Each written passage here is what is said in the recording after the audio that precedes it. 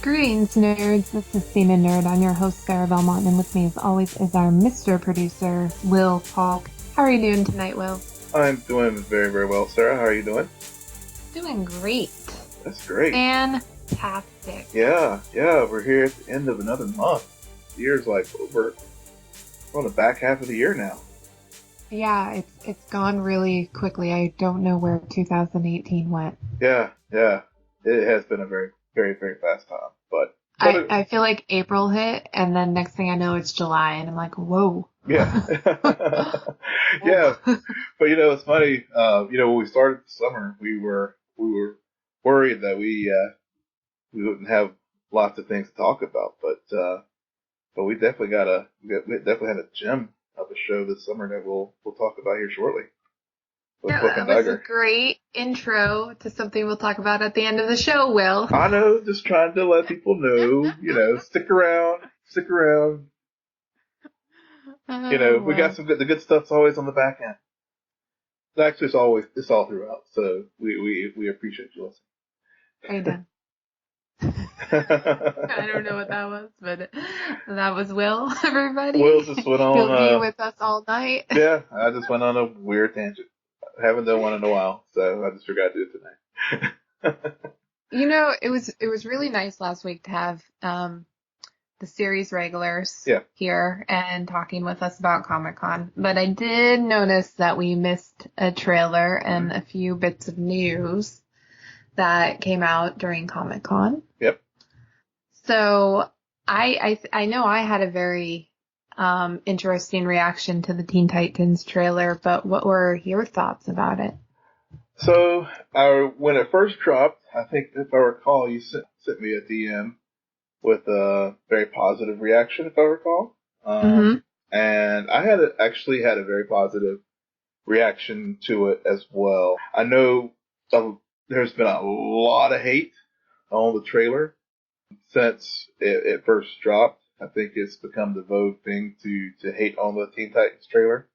But I really, actually, I enjoyed it at first, and I watched it again today, and I'm still looking forward to this series. I'm willing to give it a fair chance to see if it's as good or as bad as people think it may or may not be.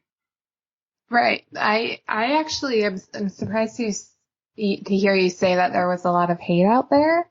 I haven't seen too much. I know that there is some hate going on about one aspect of it. Yeah. But overall, I've seen a lot of YouTube reactions on it that seem fairly positive about it.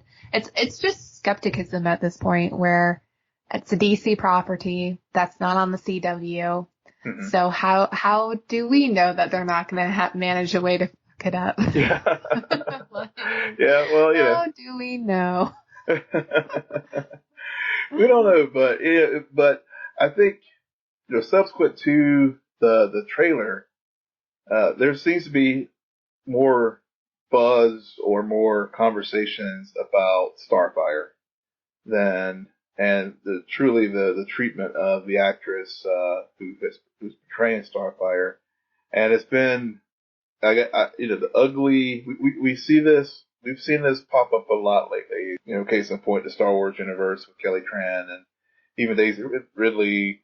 The toxic fandom and toxic fanboy in particular, and where we're getting a lot of sexist and racist comments coming out about attacking the actress instead of, okay, if you have issues with the costume or how things look, that's fair. Am I a fan of the costume for Starfire? No, I'm not.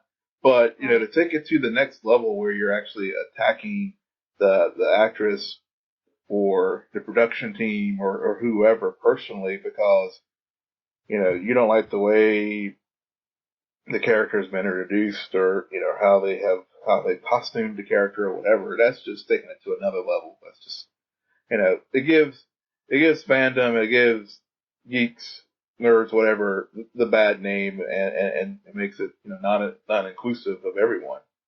Right. I feel like it gives the purists a bad name. Yeah. Like the people who want the screen to match exactly what they saw in the book, and Right. just this idea that a direct translation of this material is even possible. Because I always go back to our argument, two separate mediums. There's things you can translate and there's just things that you can't. And it's hard. I retract that. It's not that it's hard. It's just interesting to see as we do increase representation on screen, that because these properties are coming up more now than ever, that there are going to be casting choices made where it's that people want to see more faces, different kinds of faces on screen. And we deserve that. And if they won the part, then they should play it. There's a reason, hopefully, why they're going to play that part versus anybody else who maybe look more like the comic book character. Right. So, and if you want an orange Starfire, then, you can cast Donald Trump. But, he's not going to come out here and do that. So, anyway. I see right there, I do not want an orange play. That's an image that's not going to go away anytime soon. Sorry, so thank you, Will. Just trying to lighten it up a bit, yeah. But yeah, it's it's nothing that we also haven't seen before, considering the backlash that came out when they cast Zendaya as MJ. Yeah. Exactly. And then when they cast Candace as Iris West, this always seems to happen. And then the property comes out and suddenly nobody's talking about that. Everybody's talking about the story and if it worked or if it didn't work. They don't care about the small little details suddenly. Yeah. In any case, I mean, you'll still have like the real, the extremes on both sides. I mean, you brought up Candace Patton and the Flash, and I see, you see a lot of, you still see in particular, the Snowberry West Island camp still fighting it out and stuff, and it like you said, it gives the purists a bad name, because it could be that the purists really, there's no like ulterior motive behind their wish of seeing their favorite show or book, comic book, being adapted. But but you do get those extremist elements that just give everybody a bad name. So right. I mean, and it's not a direct. It's a similar situation between Olicity versus Lolliver. Yep. And that whole idea that this relationship on screen, but it doesn't, because the actors have no chemistry. Right. Versus this relationship that has plenty of chemistry. Exactly. And it's just the crazy world that we've kind of created the more we watch these shows and try to bring these characters to life, that suddenly casting and wardrobe choices are what we cling to. Yeah. I don't know. Yeah. Speaking of casting and wardrobe choices and those kind of things, I know, as far as the trailer itself, I know we put down another path, but getting back to the trailer itself, one of the things I did like about it, and some of the questions that have come up, is whether or not this is Dick Grayson versus Jason Todd, just based off of whether, based off, quite frankly, the very direct quote from Robin and fuck Batman. Yeah. Some people were trying to parse it and figure out, wait a minute, that seems more of a Jason Todd kind of thing to say than Dick Grayson. So we were, I've seen some of those discussions going on. I like the gritty nature of it. I think it was very important for them to come out of the gate to show that this version of Titans is not your kid-friendly Teen Titans Go, or even other adaptations of Titans that we've had in recent memory. So I give them kudos for being very clear that we're going in a different direction here. Yeah, the more I watch the trailer, and I've seen it now a few times, but even if it's Dick Grayson or if it's, what's the alternative? I forget. Jason Todd. Jason Todd, which I hope that I'm going to be curious to see if they kind of do that thing where they take bits of each story and meld it to create this version of this character. The bottom line is he's really hot. So I am thrilled about that, to have a hot Robin right now. I'm very pleased with that. But Sarah's just getting to the bottom line. Let's go to my superficial notes right now. But it's interesting because you get that great setup with him and who he is and who the differences between this version versus versions that we're familiar with. And then towards the end of the trailer, the more he's interacting with Raven, the more she brings out this kind of like the bad angst, I'll put it, that more like teenage, I almost want to say Suicide Squad bit. Like towards the end, I really got there was a note of suicide in that last shot with her, and I'm just like, oh, I don't know. Yeah. And so I'm worried that even though I think that they have pulled together probably a really good group of people and that everything's going to go in their favor, I'm worried that they may have too many characters to take care of. Yeah. They may have stretched themselves a bit too thin on really developing each character, because we hardly saw any of Beast Boy. Right. We saw very few scenes with Hawk and Dove. I still know nothing about them, just that they look really cool. Yeah. But they focus mainly on Raven and Dick and just a few scenes of Starfire to be like, hey guys, you remember those behind the scenes shots? Yeah, well, this is just full CGI, so chill. Yeah. But so it's gonna be interesting to see really if they did put maybe one too many characters in this show and the writing may not be as strong, because we're going to talk about it later tonight. Cloak and Dagger. You have two characters, very well balanced season. Yeah. But they're not trying to make like 5 or 6 separate storylines. No. It's not enough time. There's not enough time. Yeah. And you're right. And well, I understand with this Titan series, they're going to do the Netflix approach where they're going to drop everything at once. So. How many episodes? 13, if I recall. Ooh, lucky number 13. Yeah, if I recall, I think it's 13. They are going to do, as I said, the Netflix approach where they're just going to drop them all whenever it's release date, which is, was it like October 2nd or end of September? I can't remember right. I don't know. Yeah. I was too distracted by Grayson. Yeah.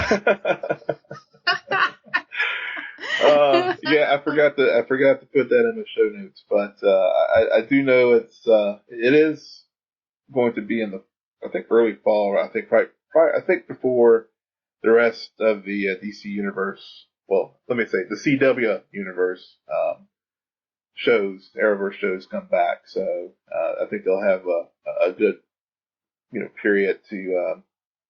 Well, that's good. Yeah. I mean, that's smart. You don't want to drop it right when Arrowverse comes back, because then competition, jeez. Right. Yeah, exactly. Nobody's going to care. Okay. We already have allegiances elsewhere. Thank you very much. Yeah, exactly. They'll kind of lose their own universe. Yeah. Yeah. Yeah, but I think this. I've seen the pricing. You can do it the week, I think monthly, or you can do the annual. I think the monthly is like $7.99. I think the annual is like $80 or something like that. So, I mean, the DC Universe app, I guess they're gonna have some films on it, classics like Superman, and you can have access to their library as far as comics. So, it looks like it's for a hardcore DC fan, I think it looks worth it. I'll probably I mean I'll subscribe I'm not gonna do the annual thing. I'll probably just do the monthly thing and just try to, see if it's worth it. And, to have another properties coming on there as far as Swamp Thing, I think it's going in production soon. Justice, I think was another trailer that they dropped during Comic-Con. That's animated. That's going to be on platform. So, they are, yeah. So, there's going to be several offerings that I think that'll make it worthwhile. Yeah, I'm going to do the monthly and then I'm going to drop it at the end after I've binged it. Yep. I'll probably do the same. Truth be told. Or like after I'm like, yeah, this is not what I wanted at all. Yeah. Who knows? Oh man, especially if you're doing the Netflix thing, then you can guarantee that it's going to fall apart in that third act, those last few episodes where you're just like, isn't this show over yet? You'll do a Sarah Belmont. I just want to fast forward through a couple episodes. Probably skip an episode. Okay, I've done that on the last 2 seasons of the Netflix shows, and a girl's got to do what she's got to do. Yep. Paying attention to the good parts, I swear. Yep. Oh man. Okay. Well, in other news, James Gunn is fired from Guardians of the Galaxy. Yeah.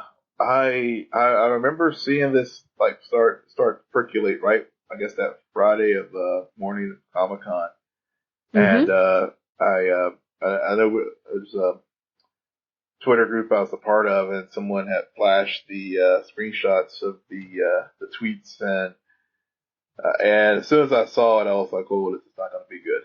And short later in the day, Disney fired him, and he didn't contest it, and I know he deactivated his account for a bit, and then I think prior to doing that, he tweeted out some apologies and tried to explain himself, and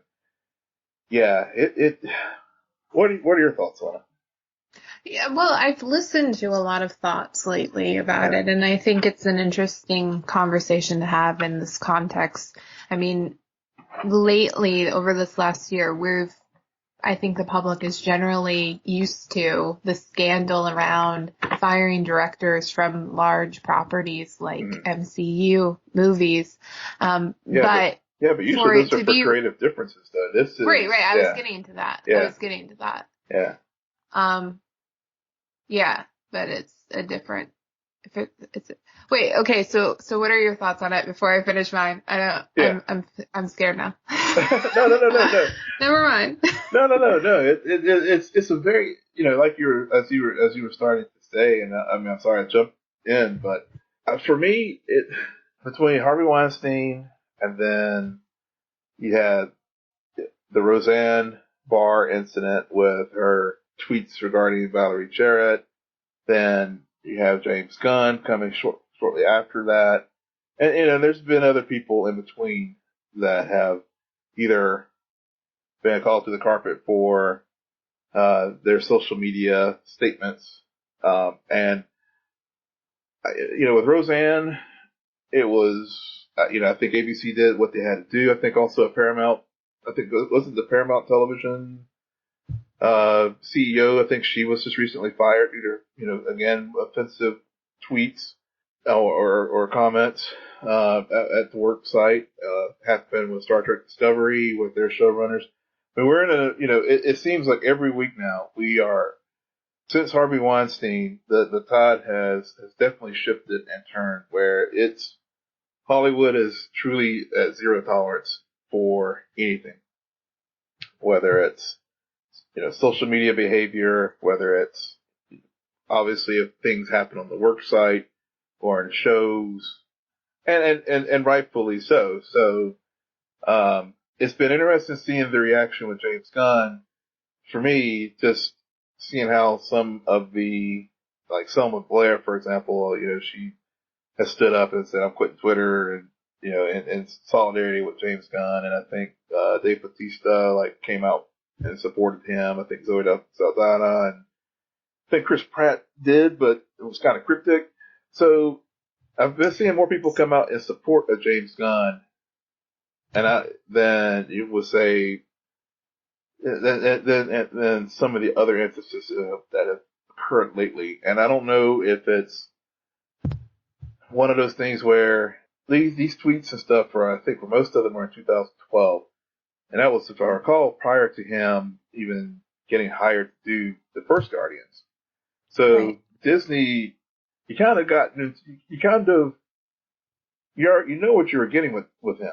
And, he's very unapologetic as far as his political tweets, as far as the president and other things. And, and I think part of that also played into this too, where, the people that outed him were trying to, get back at him for that.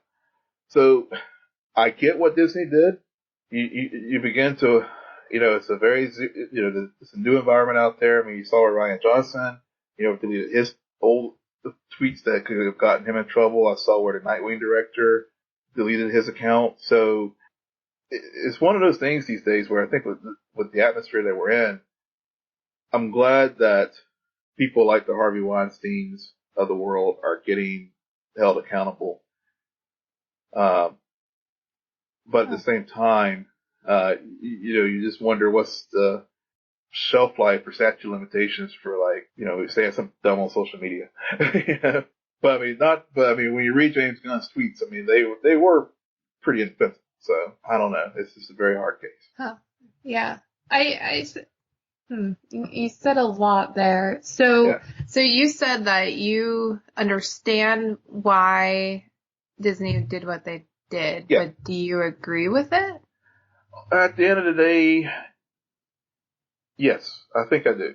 They had to do, I think for Disney, what they had to protect the brand. Right. And so after Disney and Disney associated properties have made it such a hard line, even though, with Roseanne and other situations, they had to do it. Because otherwise, if they didn't, they would have looked like hypocrites. Yeah, I don't know too much about the story, and so rather than get into this area of my own ignorance about it, I don't want to travel down that road. But I think it's also, I don't know if Hollywood has a no tolerance. I think the more of these cases that come out, the more it does feel like some studios are picking and choosing. I mean, all of that stuff about Chris Hardwick came out. Yeah, and he's back. AMC removed him. Now he's back suddenly. Yep.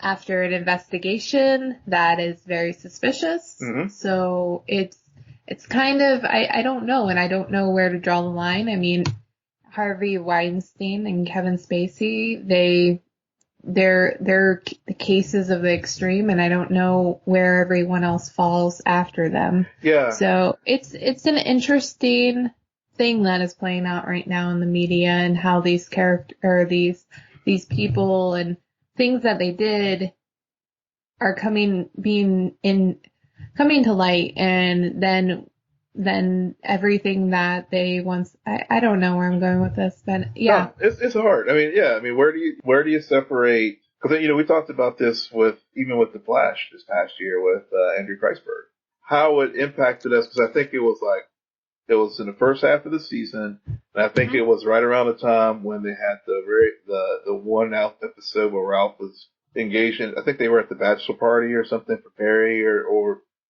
thereabouts.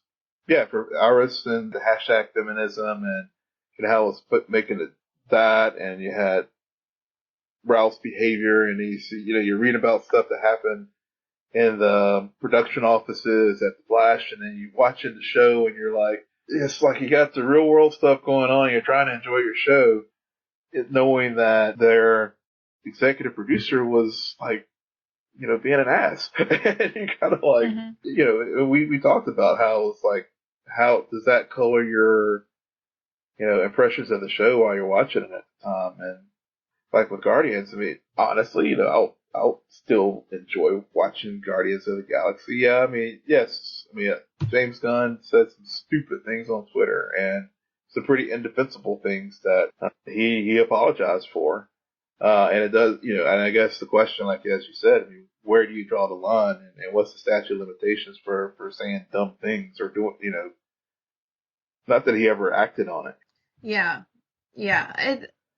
And I think it's also that maybe I also don't view it as a big deal that he got removed from Guardians. It's because I also don't know how much, I don't really, my take on the MCU is that this is a really Kevin Feige show. Mm-hmm. Like, if this stuff were to come, if stuff were to come out about Kevin Feige, whether it's sexual harassment, whether it's tweets that are really offensive, whether it's racist comments, like any of that stuff, and then he was to be removed, I would be like, oh no, the MCU is going to fail. Yeah.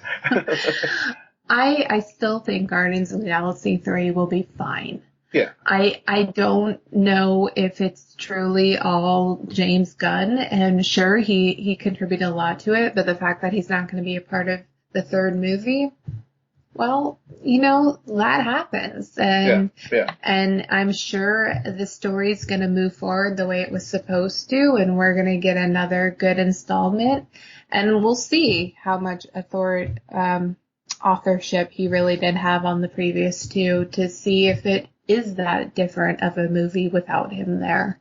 Yeah. So, maybe that's why I'm kind of like, oh, okay. James Gunn's gone. Not a big deal for me personally, but. Right. Yeah. And I think you got to make a very good point there that productions are more than just one individual. And we've seen where people have been removed for various things, creative differences, and for things just turn out just fine. Look at Rogue One, Star Wars, for example. I mean, they changed directors, and I think for the most part, people really enjoy that. So yeah, at the end of the day, I think if it's a strong enough story, then whoever steps in and takes over can, weather that and make it successful. Or if it's trash like Justice League, then trash in, trash out. Justice League. Yeah. Oh man. Speaking of Star Wars, we got other news that Carrie Fisher will appear in episode 9. Yeah. What is your take on that, Will? The way they're doing it, I think is very respectful of her memory. So, yeah. So I'm cool with it. Yeah. I'm fine with it. I think it's interesting that they're going to use this footage that I guess wasn't in episode 8. Yeah. Is that correct? Yeah, I believe so. Yeah. So I'm curious to see if it's going to feel like it was belonged in one movie versus the other and how they're going to make that work in the editing booth. But I'm just ready for episode 9. That's really where I land. Yeah. I mean, I think, talked a little bit about Kerry Russell getting cast, and saw Billy D. Williams as far as from the original trilogy, and obviously Mark Hamill's back as, I guess, Force Ghost Luke. Yeah, and just looking at the rest of the cast, that very strong finale. Hopefully it doesn't end up like a Godfather 3 or. Nothing will end up like a Godfather 3. True. Yeah. Godfather 3. Yeah. True. Well, yeah, I think JJ will finish strong. Yep. And then last but not least, it's Collider's Inner Geekdom. What am I saying? Schmodown Inner Geekdom tournament. Thank you very much, Mike Kalinowski. Corruption. I hate this tournament. I don't care about this tournament. Make it stop. Yeah. This is the worst tournament they've had. It is sad, Will. Like these matches just remind me about how hard movie trivia is. Mm-hmm. Like Inner Geekdom is tough. Like we were saying, I think a few weeks ago about how sad the Star Wars match was, because that's one franchise, and so to come up with question after question, you really get into the nitty gritty. Mm-hmm. And then to have Inner Geekdom and a tournament, like I feel so bad for a lot of these competitors where it's just clear like they don't know, and they're really you can see the internal rage and defeat occur and just wash over them the moment they start getting into these questions where they're like, oh my Oh God, my God. I told everybody I knew this stuff and that I was a geek, and now do I have to give back my geek card just because I'm here and I don't know these weird questions, Yep. and why do they keep asking them? Yeah. It's, I'm telling you, like I said, like yeah, Kalinowski and the corruption is just, yeah, it's corrupted a good product. And yeah, but you're right though. Even with, categories that folks feel strong in. I mean, like this last week's edition with Kalinowski and Donica, it was he admitted he's like I just was too quick to the draw on some of the things, and I think it messed up his flow. Yeah, and we also saw that Andrew Guy and Mark Riley will be facing each other in a future singles match after a confrontation behind the scenes occurred, and Guy's going to really put it all on the line and say, I defeated everybody in the lines. No. Yeah. No, four horsemen. Sorry. Mm-hmm. I always get their names all confused. But he's going to put it all on the line and basically be like, okay, I'm going to take out all of the current horsemen, and to do that, he has to beat Mark Riley. Yeah. Do you think he has a chance? Yeah, I think he does. Once you defeat Dan Murley, you always have a chance. Yeah. However, luck has to run out. It does. It does. I mean, he might be. Yeah. It may run out, but as you said, I mean, with the way they've blown up Inner Geekdom, I mean, I think anybody has a fair shot. Yeah. Yeah, I think that Mark Riley is an interesting player because when he's on his game, he's really on it. He's on Dan Murrell's level. Mm-hmm. But when he's off it, he's not good. Yeah. And so it'll be really interesting to see if Guy prepares as well as he did for his match with Merle, and if that pays off and if the wheel spins his way or not. But I'm excited about the match. I think that was like a smart move for them to do, just story-wise and build-up-wise. I think that was like a good move. That was. Yeah, I agree. Yeah. All right. So now we finally get to talk Cloak and Dagger episode 9, Backbreaker. And it was. I can't believe they didn't call this Hero's Regression, because that's how the entire episode was structured. I think it was interesting. I wasn't expecting them to use this English discussion as really a backdrop to everything else that was happening in light of events that occurred in episode 8. Mm-hmm. But it was very tactful how they did that, and I think it worked well with the story and made it very clear as to what they were currently doing with all of the characters in this episode. Totally. And yeah, it was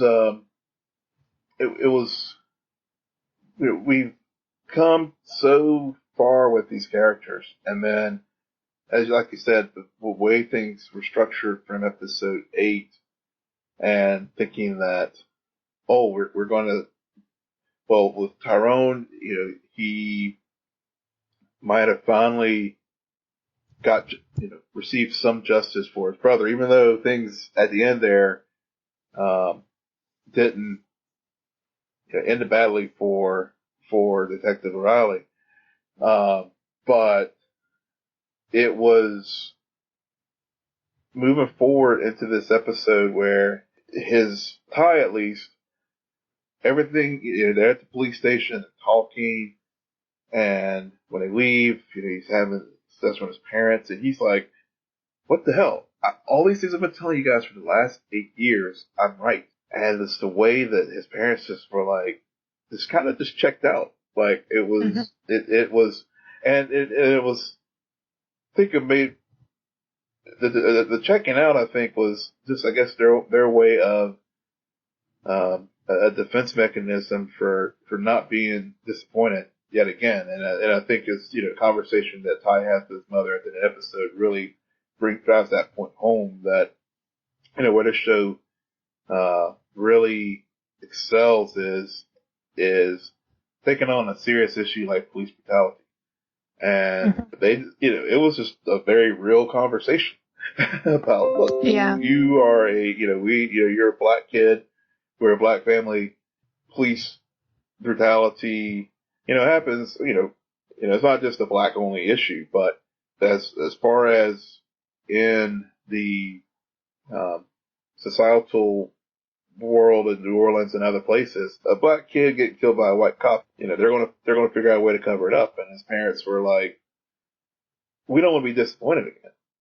And so I like the way they did that because, again, it just, why I really just enjoy the show. It just has such gravitas when it comes to these types of issues. And then on Tandy's side, and Billy. Oh wait, I wanna talk about Tyrone before we go into Tandy, but because I love the end scene between Tyrone and his mom. Yeah. Like, I thought that was brilliant. Mm-hmm. They have done such interesting things with Tyrone's parents because she's always in the background and his mom, and we've had a lot of speculation about her ties with Roxanne. Yep. And she's, that there's an isolation there, there's a disconnect there. And what I thought was so fascinating that they brought to the center was that even though Tyrone feels like she turned off her emotions, like in light of her grief, like how she handles her grief is really closing her off from the world. But from her perspective, it's more of that, no, I'm shielding you from the world. I'm like cloaking you in my own cloak right now. Yeah. Oh, yeah, that's a good point. Yeah. For survival.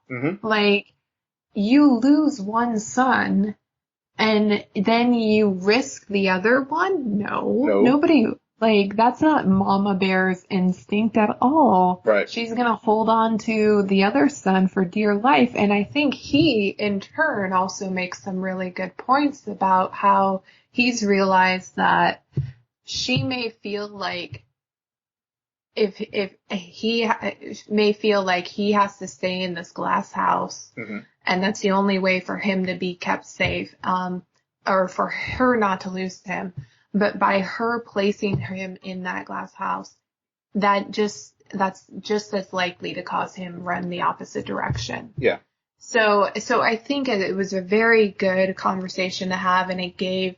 And I like how I heard in an interview with the showrunner, and he described it as part B of that first conversation they have way early on in the season where she talks about her fear of losing him. And this is a more extended version of that. And I thought that was so good. And then to leave it with this realization that he's been set up. Yeah. And that their fears literally did come true. Yep. In that moment. And everything's thrown out the window because, Tyrone made his choice last episode. He went after justice, and now he may have to pay for some of the consequences. Yep. Yeah. And I love the way you talk. You used the word cloak there because there's so many, metaphorically and literally, Ty there's always been some kind of cloak over him since we first met him. It was the cloak of Billy, and Billy protected him. Whatever, when we first were introduced to Ty that night, that Billy was killed. And then, as you said, the cloak that his mother talked about, that first, like you said, that first experience, I guess, when they had that discussion early, I guess episode 2 or 3, his coach, trying to cloak him in protection. Oh my God, that conversation too. Yeah, the father, D'Angelo. I mean, that, all throughout, we've seen both literal and metaphorical cloaks over Ty, and also just the cloak of Ty's guilt. So, and throughout the series, he's also working through these things and working through the anger and working through the I thought it was a very powerful moment between him and Father D'Angelo this episode, where there was the whole conversation about the War of 1812, and I was like, where to go with this? I don't understand this detour. Yeah. Let's get back to the action. Let's get back to the action here.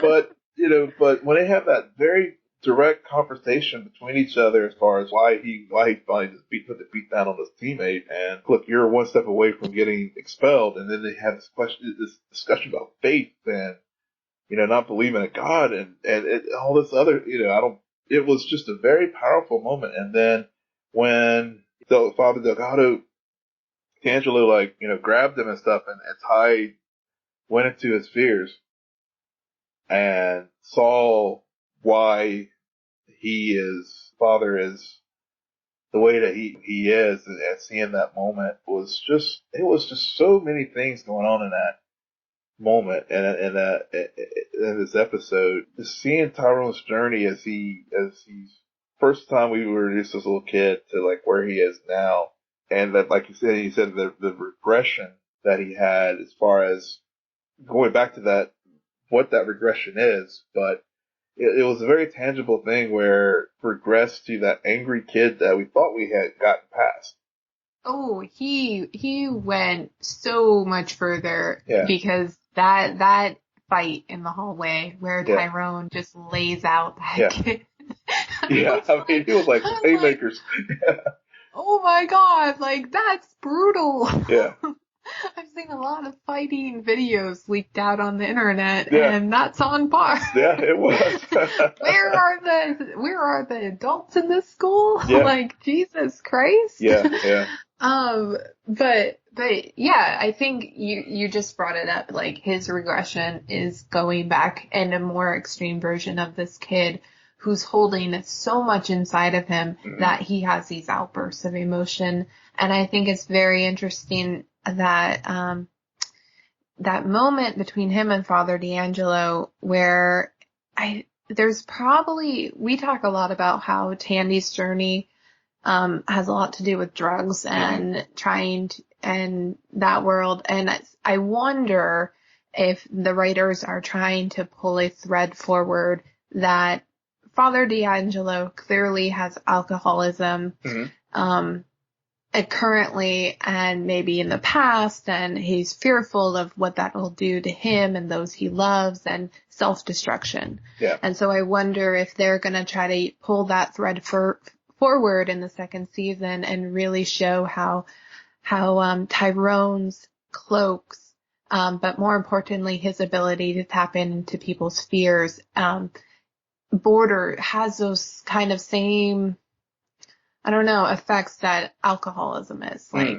similar usage, because that's what they're currently doing with Tandy and how she's able to steal people's hopes. It gives her a euphoric effect, which is very similar to that when you take drugs. And so there's an addiction. There's turmoil and somebody trying to numb the pain. And so it'll be interesting what this relationship, especially because it's such,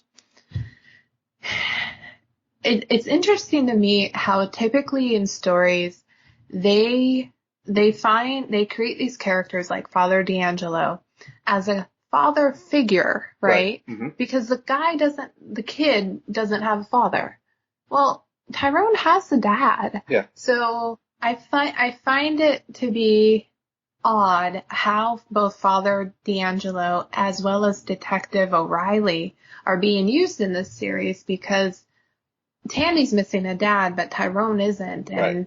And Tandy has mom issues, but Detective O'Reilly's mainly been affiliated with Tyrone's story. And so it's kind of like these characters also have their own stories to tell and part of this mythos. So I think it's, even though that was very much a father-son moment, I'm stepping up to you, Dad, I'm the man of the house moment.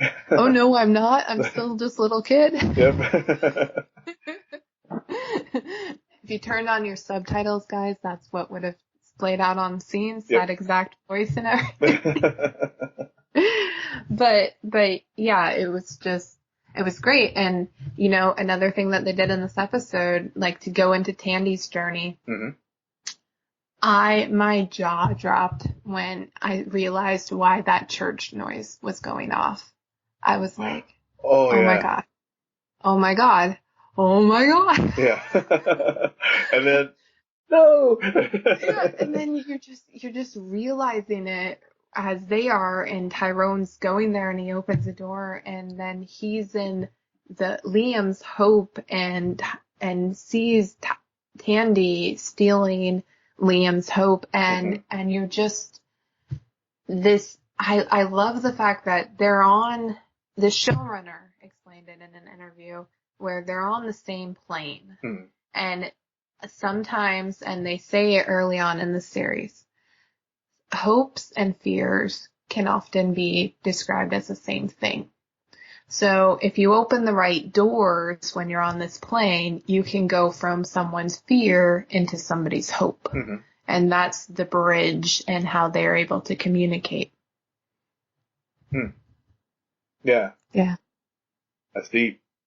Yeah. But what are your thoughts about this bridge connection that they clearly have, as well as Tandy? She's going after people's hopes for her own self-interest. Yeah, that was a new manifestation of her power. It's been interesting here. I think it's been over the last few episodes they've been exploring that more. Where and it is, I don't know, for a while she had sobered up and hadn't been taking the drugs. I mean, of course, this episode we saw the regression where she regressed back to doing that. She was just a mess, a hot mess. But I think she probably gets that same euphoric displayed in this episode. That high that she gets from taking drugs. I think she gets that same kind of euphoric high from people, basically taking people's hope and using it to get off and to get that high. Cause she did with one guy, that dealer or what, I don't know what his story was, but used his hopes and she got off on that. And then of course, with Liam and, which again, that regression where, here we're thinking that, cause we had those episodes, we had ends of episodes and even last episode where it seemed like their relationship was deepening because, they had the conversations after helping Mr. Hess escape from his catatonic state. And then boom, no, she's like going back to Liam, which we hadn't seen Liam in weeks. We were joking about whatever happened to that dude. I forgot about Liam. I thought he was on death row or something. Yeah. Never going to see Liam again. And then she uses the Roxxon money that she received from Scarborough to bail him out. And so we see that regression to the Tandy that we saw prior to her jumping into the water. Because that's when, I think that's when she had her moment where she broke free of her prior demons and started to grow into the Tandy the hero. But then this week she was just like back to pickpocket Tandy. Yeah. So her regression was just as damaging. Them being on that same plane, that moment in the church where she sees, where Ty shows up whenever she is stealing Liam's hopes. That moment when I heard the music and stuff, I was like, they're gonna do it. They're gonna do it. And then I see Liam there, I was like, no! But it makes total sense because, again, they have to, before they had the repelling when they had the physical touch. This time they had the repelling from each other in this new plane. Where that hope and fear collided. Where, Tandy now was fearing and Ty, as far as them being the divine pairing. They pushed each other apart. Right. But usually, it's been where they touched each other and they like end up getting cast across the room. This time they're on their own, they're on that plane. And when they butt heads because, she's regressed to old Tandy, Ty has regressed. Oh, you're talking about the interaction at the school now? Yeah. Oh, okay. Yeah. Yeah. Yeah, because Tandy doesn't know anything about the divine pairing, and right, neither does Ty. right. But he doesn't realize that his that, girlfriend went home that night and made a candle wax voodoo doll of Tandy. Yeah, yeah, that's true. But they had the moment where they're in there at school, and the arguments that they had weeks ago about the privilege, and echoed again because Tandy like threw that up again. It's like, look, you're in your prep school, you got home, you got this, and so again, it was just when we thought that they had progressed in their relationship, we also saw a regression there too. Absolutely. I mean, that's Tandy's MO. She abandoned Liam in the first episode of the season. Yeah. She's used to that because she's used to being abandoned by men in her life as well. And I think this just escalated, unfortunately for Tandy, or fortunately for us. Tyrone ain't going anywhere, babe. Nope. So good luck with that. Nope. and as you were talking, I really thought a lot about Tandy's hope sequence with Liam, and how they really, because of Catholicism, they really showed the part of the marriage, call it ceremony. Thank you. Yeah. Words are lost to me right now.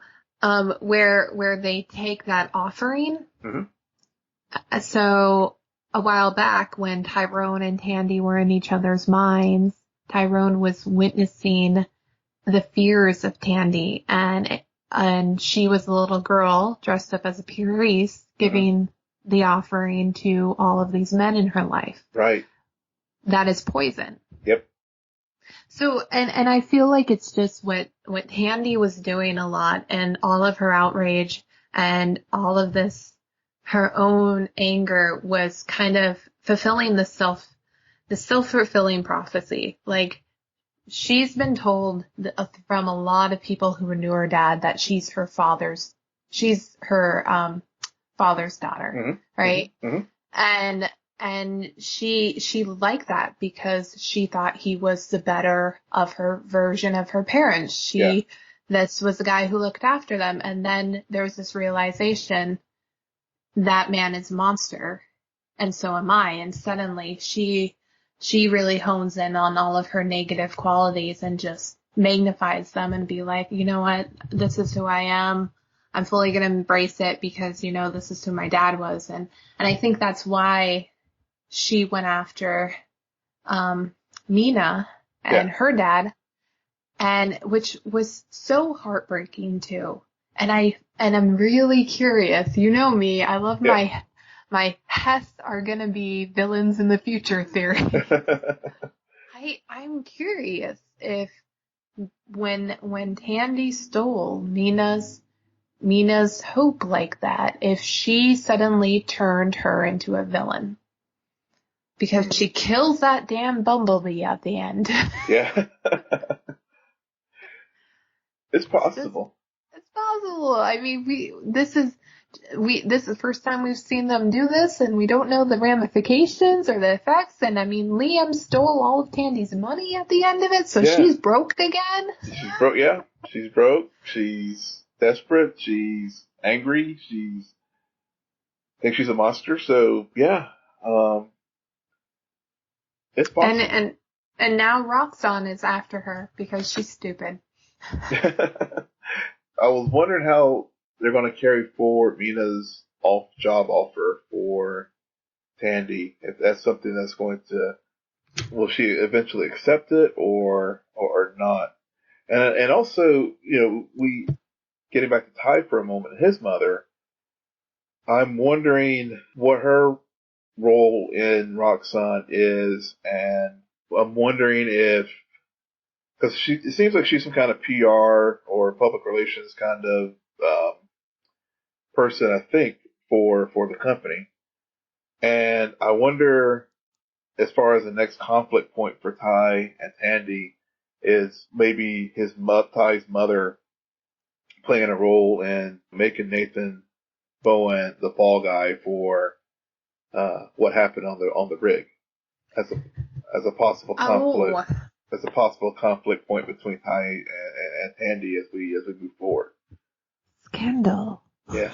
I don't know. That's the first thing that came to my mind. That's actually a possibility I hadn't thought about, but could very well come to light, like in season 2 or even next episode, as kind of like a cliffhanger realization. And you're just like, I want to know what happens then, because that's gonna get complicated. But I can totally see Tandy ending up accepting that job offer at the end of season 1, and then she's like the inside man during season 2. Because I like the fact that I don't think Roxanne is going anywhere. No, we saw with Mina and seeing the valve erupting and the horrors showing up again with those two, the middle management guy and the worker there. Yep. More of that to come. You know, somebody who we did not talk about, who had also a very heartbreaking story this episode and got her butt kicked very violently. There was a lot of fighting in this episode. There was. A lot of violence. Couldn't handle it. But man, Detective O'Reilly. Yeah. Damn. Yeah. So, quick question. Yeah. Did you recognize the murder weapon? Let's see. Oh yeah, the club. It was oh gosh, I remember the club. I can't remember the details about that. Well, they did a transition effect that made you think it was a club, but it actually is a pipe that from the previous episode or a few episodes ago where they have that big confrontation and Tyrone ends up running away from Detective Connors and he runs after him.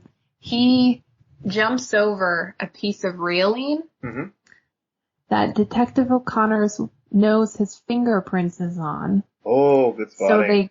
So that's talk about a villain. Oh yes, good spotting, Sarah. Good spotting. Thank you very much. I may have help with that one, but it's true. But I was right there with you. I thought it was kind of I thought it had to do with something, maybe a future villain or a future character in the show, but that's really why they ended up at Tyrone's place at the end of the episode, was that colonel that was brought over, that murder weapon. Yeah, that's a good catch there. Yeah, I was wondering, how to connect the dots between Ty and Fuchs as far as the murder, and that makes total sense. Yeah. And also shame on us for thinking that Detective Connors is stupid and isn't going to be able to weasel his way out. Oh, I figured. Yeah, I figured he was going to figure out a way out of that. I mean, it was when he was arrested. I didn't know how he was going to get out of it, but this man's been like covering his tracks for years for so many illegal activities. So he's like, I'll see ya. Yeah. But I did feel for Detective O'Reilly though. I mean, she was just gut punched in so many ways. Literally. Yeah. Losing because she finally emotionally was ready to proceed in a relationship and she can't, and then Connor's just whooping her ass all over the bar, which was just in public. Yeah. Like, I don't understand why nobody stopped that. That really bothered me. Because they're all in cahoots. And it goes back to what Ty's mother was trying to tell him. Right. They're all dirty. Yeah, it's just, there were no other patrons in there. They're all dirty. It was a cop bar, and they're all, they all were they're just dirty SOBs. Oh, man. Well, then, Detective O'Reilly, that's all on you. You shouldn't have been there. Yeah. Or something. I don't know. It's just, I was looking around and I'm like, hey, there's gotta be some civilians. This is very uncomfortable. I don't, That always bothers me, like when men aggressively hit women like that on screen. It always makes me uncomfortable. Like my stomach. I'm like, oh, I don't like this. I don't like this. No, it was not comfortable to watch at all. You're right. It wasn't. And but one other thing we've got to talk about before we wrap our discussion up with this is Auntie Chantil. Just walking around town barefoot. Yeah. With her vodka, spitting it everywhere. Yeah. Spitting everywhere. But using her voodoo powers. I love Auntie Chantel. Yeah. I think she's great. I like her because she's grounded in a weird way. Mm-hmm. Like she has a presence where I'm totally buying into where she comes from, what she says, and what her beliefs are. Yeah. But there's also this element of mysticism about her that I think she adds a great aspect to the show. Yeah. And I like everything that's going on with her and Evita. And Evita was able to defend herself against Tandy in the dreamscape. Yep. Which could have something to do with voodoo, for all we know. But I think as Chantel said it best, we have to fear the things that we create ourselves in this world, and that's going to be our own downfall. Yeah. The truism, but this episode really showed that point, I think, clearly for our two heroes. How so? Well, because they through the regression. I mean, if they followed, they could choose to go a different path, but they have chosen to regress back to the old norm. I wasn't thinking about that, but I see your point. I was mainly thinking about Roxanne and this idea that we're going to find a new energy source, and oh wait, that energy source is toxic and makes us all crazy. Well, there's that too. There is that too. Environmental contamination. Yeah. That too. Yeah. Well, the cities, they're the next big disaster. And they've referenced Katrina, this obviously with New Orleans and the Roxanne, and I guess the other oil spills. And so there's just so many layers to this show. And I think that's what's so enjoyable about it. I agree with that 100%. And yeah, I mean, hopefully they can deliver on the finale. I hope so. I think next week we're gonna be like, oh, damn it, can spring 2019 get here fast enough? Yeah, and I'm glad I heard that it was only gonna be another 10 episodes. Yeah. Like, I think 10 episodes is great. So far, it's tight, it's cohesive, it doesn't give a lot of room to have, like, play around and mess around. It's very nice run. Yeah. So I'm glad that not only they got it, but they're sticking to the show that they've created, and hopefully, season 2, the heroes will be heroes, and we'll see what that means. Yeah, we shall. All right. So I guess that's it for tonight. Will, why don't you tell our listeners where they can find you? Yes, you can find me on Twitter at Will and Polk. That's WILLMPOLK. And you can find me at SJ Belmont, SJBELMONT. Follow our crew on Twitter at Scene and Nerd. Friend us on Facebook. Follow us on Instagram. But most importantly, rate, subscribe, and comment on iTunes, SoundCloud, and Spotify. Good night, Geek Out. You're welcome.